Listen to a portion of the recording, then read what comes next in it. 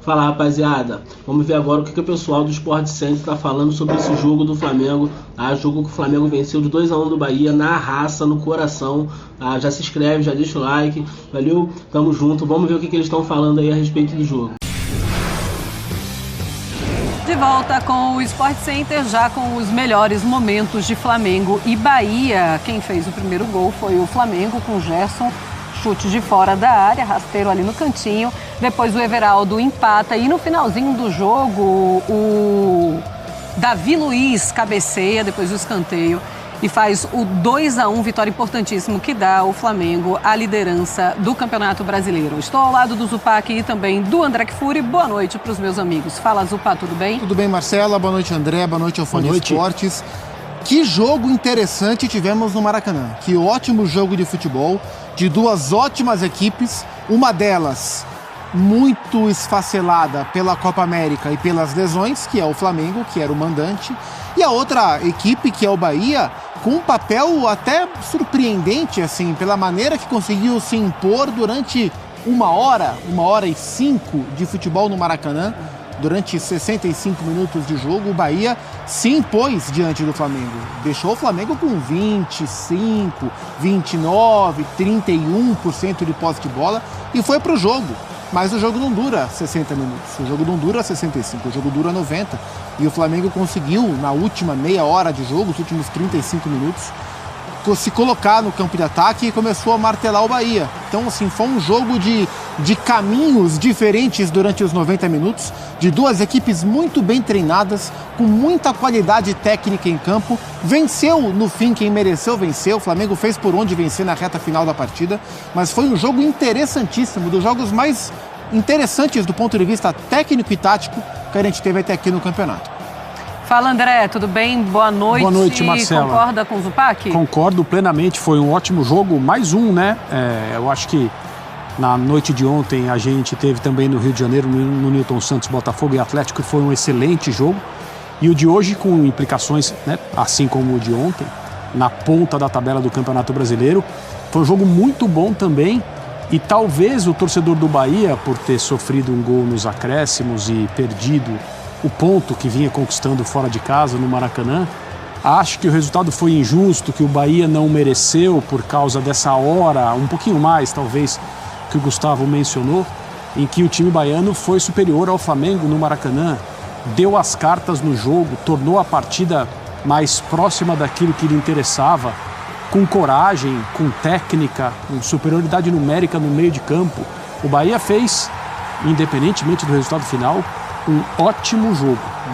Mas, como disse o Gustavo, outra vez falando sobre um trecho que foi a meia hora final, talvez um pouquinho mais também, 35 minutos, o segundo gol do Flamengo esteve para sair em outras oportunidades, em outras ocasiões, antes do Davi Luiz completar esse cruzamento. Não foi um escanteio, foi uma falta pertinho da bandeirinha cobrada pelo Gerson, e ele na primeira trave cabeceia em cima do goleiro do Bahia, mas a bola foi forte e a defesa ficou inviável ali. O Flamengo é muito desfalcado, Cebolinha saiu no intervalo com problemas no quadril, não se sabe em relação à disponibilidade dele para os próximos jogos, mas nesse momento do campeonato em que o Flamengo não tem os seus melhores jogadores, já são 3 partidas e 7 pontos. Léo Ortiz também sai. Léo Ortiz substituído no final, entrou o Everton Araújo, né? Ele sai também caminhando, meio cabisbaixo, não dá para saber direito o que aconteceu. Mas o Flamengo ganhou 2 jogos e empatou 1 nessas 3 rodadas em que seus melhores jogadores estão defendendo as seleções na Copa América. E a forma como o time em campo comemorou o gol do Davi Luiz e o jogo acabou imediatamente depois, junto com a torcida, indica que esse pode ter sido um daqueles jogos que ajudam a aglutinar um trabalho, que é justamente na hora em que o Flamengo enfrenta as maiores dificuldades, em que jogadores têm sido utilizados de maneira improvisada, o Flamengo de novo com um gol no final, assim como aconteceu. Um gol de cabeça. E de novo um gol de cabeça. Os times do Tite são muito bons nesse quesito do futebol que produz muitos gols, há muito tempo é assim. E a festa no Maracanã é própria de uma partida que classifica o Flamengo para alguma coisa, o jogo de volta de um mata-mata, olha só, Não é muito comum a gente ver esse tipo de coisa, ainda mais cedo no Campeonato Brasileiro de pontos corridos. Entrou o Gabriel Barbosa no segundo tempo também. Hoje entrou cedo, ele tem entrado mais na reta final, hoje entrou com 15 minutos.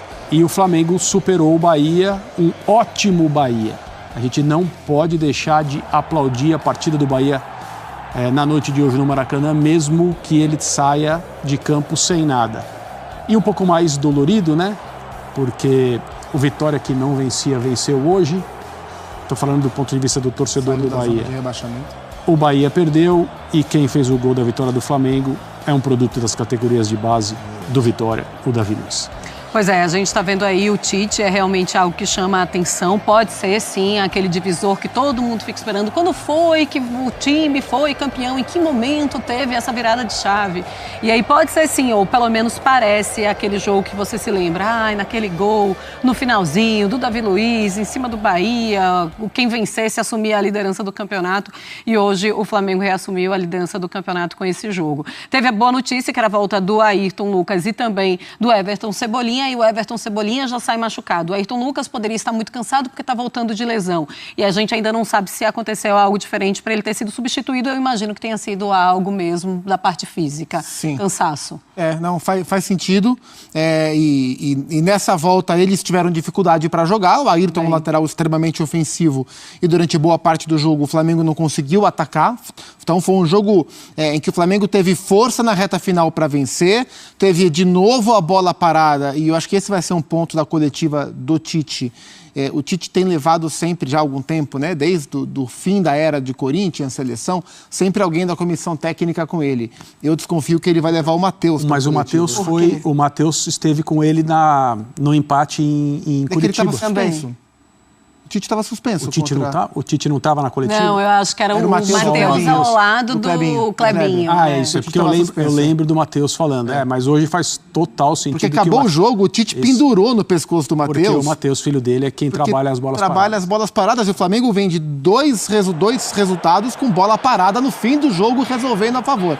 Desconfio que ele vai levar o Matheus hoje para a coletiva e vai abordar esse assunto.